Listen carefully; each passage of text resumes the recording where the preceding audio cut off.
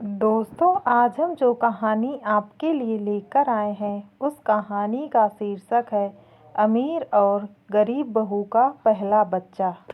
शहर के प्रतिष्ठित बिजनेसमैन विक्रम चौधरी की कोठी अपनी भव्यता के लिए मशहूर थी। उनका बेटा अमित बचपन से ही सुविधाओं में पला बढ़ा था, लेकिन जब उसे प्यार हुआ तो उसकी पसंद उसके माता पिता की अपेक्षाओं से बिल्कुल अलग थी। सुधा, जो एक साधारण मध्यम वर्गीय परिवार की बेटी थी, पढ़ाई में होशियार और संस्कारी थी। अमित से उसकी मुलाकात कॉलेज में हुई थी और धीरे धीरे दोनों को एक दूसरे से प्यार हो गया। जब अमित ने अपने माता पिता से शादी की बात की तो वे आग बबूला हो गए। सुधा की ससुराल में एंट्री। काफ़ी जद्दोजहद और अमित के जिद करने के बाद विक्रम चौधरी ने शादी की इजाज़त दे दी, लेकिन उनकी मां सावित्री देवी ने इसे कभी स्वीकार नहीं किया। अमित, यह लड़की तुम्हारे काबिल नहीं है। हमारे खानदान में गरीब बहू कभी नहीं आई। सावित्री देवी हमेशा सुधा को ताने मारती। शादी के बाद सुधा ने घर में खुद को अपनाने की बहुत कोशिश की, लेकिन उसकी हर कोशिश नाकाम हो जाती। सास ससुर उसकी कोई बात नहीं मानते थे और यहाँ तक कि घर के नौकरों भी उसे कमतर समझते थे। सिर्फ अमित ही था जो उसका समर्थन करता था। सुधा की परीक्षा शुरू। एक दिन जब पूरे घर में मेहमान आए हुए थे, सुधा ने खाना बनाया, लेकिन जैसे ही उसने खाने की थाली परोसी, सावित्री देवी ने व्यंग कसा, गरीब की बेटी को क्या पता कि बड़े घराने में क्या पकाया जाता है। सुधा चुप रही। वह जानती थी कि उसे अपने अस्तित्व को साबित करना होगा। उसने हर परिस्थिति का डटकर सामना किया और धीरे धीरे घर के कई सदस्यों का दिल जीत लिया। गर्भावस्था की खबर और बदलता माहौल। कुछ महीने बीत गए। एक दिन सुधा की तबीयत अचानक बिगड़ गई।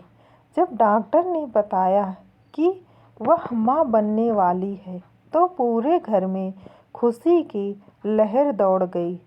सावित्री देवी, जो अब तक उसे अपनाने से इनकार कर रही थी, पोते के आने की खबर सुनकर नरम पड़ने लगी।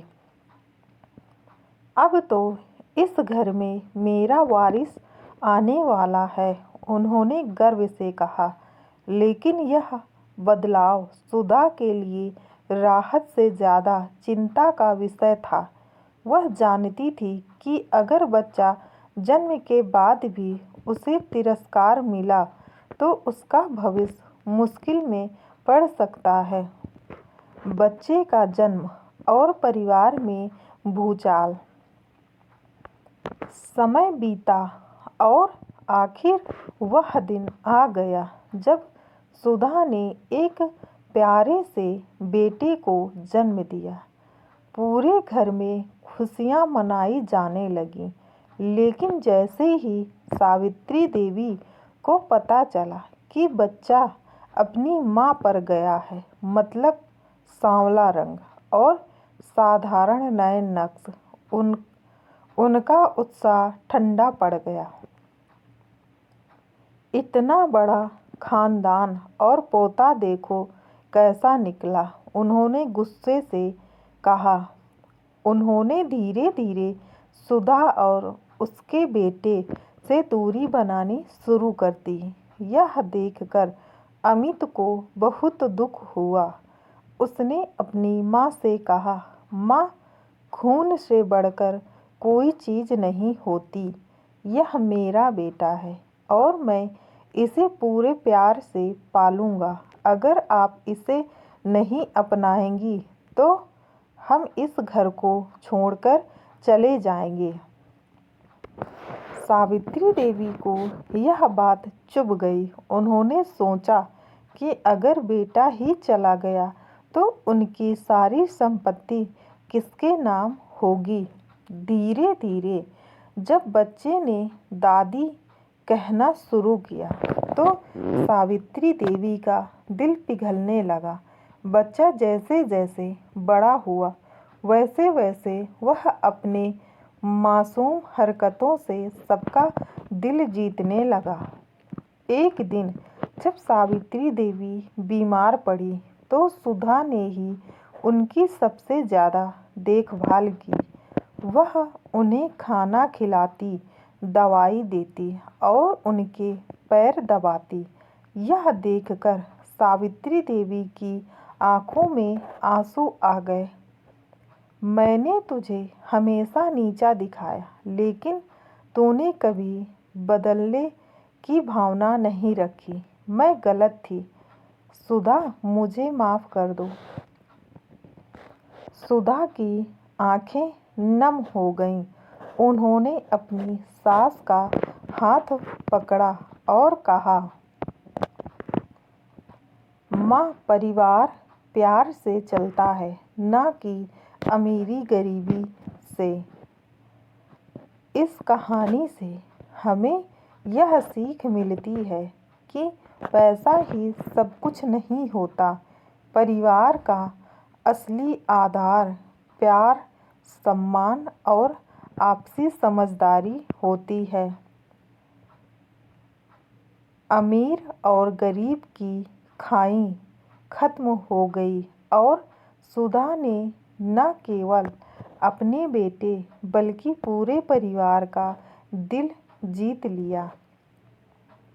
दोस्तों, अगर आपको मेरी ये कहानी पसंद आई हो तो मेरी वीडियो को लाइक कीजिए, चैनल को सब्सक्राइब कीजिए और कमेंट करके ज़रूर बताइएगा यह कहानी आपको कैसी लगी, ताकि ऐसी ही कहानियाँ रोज़ाना हम आपके लिए लाते रहें और आपका मनोरंजन करवाते रहें। धन्यवाद।